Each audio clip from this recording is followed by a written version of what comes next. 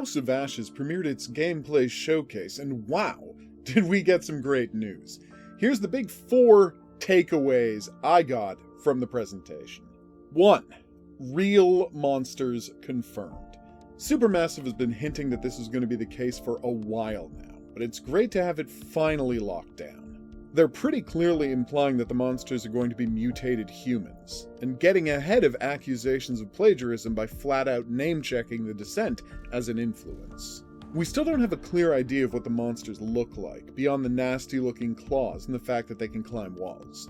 Here's the only full-on image of one in the presentation. As you can see, it's too blurry to make out anything but the fact that it's basically human-shaped.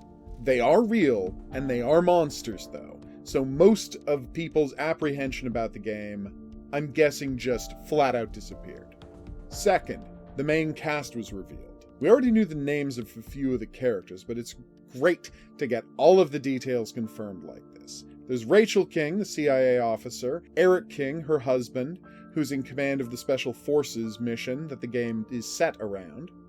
Nick Kay and Jason Kolchak are 2 of the soldiers from the team who survived the Iraqi ambush and earthquake that kick off the game's plot. The name Kolchak is likely a reference to Carl Kolchak, the main character of The Night Stalker, a TV show about a newspaperman investigating monster crimes. The final character, Salim Othman, is an Iraqi officer. Presumably he was part of the group that ambushed the rest of the main characters and wound up dropped into the caves by the earthquake along with everyone else. Hopefully the conflict between the characters plays out well in the game. This could be like if Junior had been a playable character in Man of Medan. Third, the greatest flashback we've seen yet. Up until now, I've been assuming that the game's teaser sequence would involve the archaeologists who disappeared in the area back in 1947. So I was more than a little shocked to see these clips of Naram's Sin way back when the temple the game is set in was built. Is this a mid-game flashback, or is it, and I certainly hope this is the case, the game's opening sequence? Going 4,000 years back in time for the start of the game and witnessing the cataclysm that buried the temple, setting the game's plot in motion, that would be amazing. If this is what they're planning on doing, this is going to be their most ambitious game, maybe ever? Fourth, this looks like it's going to be really brutal. During the gameplay demo, we're treated to the utterly horrific sight of a man seemingly strung up in barbed wire, his skin sliced to ribbons as he dangles over the cave floor. There's blood everywhere, he can't stop screaming, turning the act of cutting him down into a nightmarish ordeal. Why am I singling this part out?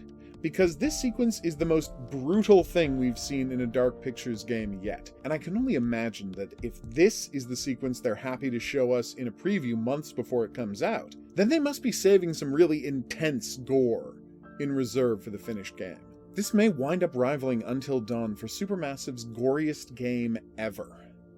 The presentation offered plenty to get excited about. Better controls, clear difficulty settings, more cuneiform for me to beg people to translate. But the most interesting for me was the real sense the video conveys, that they're listening to their fanbase and making real changes. So that's it for now. If there was some part of the presentation you think we should look at more closely, please let me know down in the comments. I've been the Hidden Object Guru, thanks for watching, and special thanks to my Patreons Desire and Marissa for their support in making videos like these possible. See you back here in the next item on the playlist for more Dark Pictures, but until then, au revoir.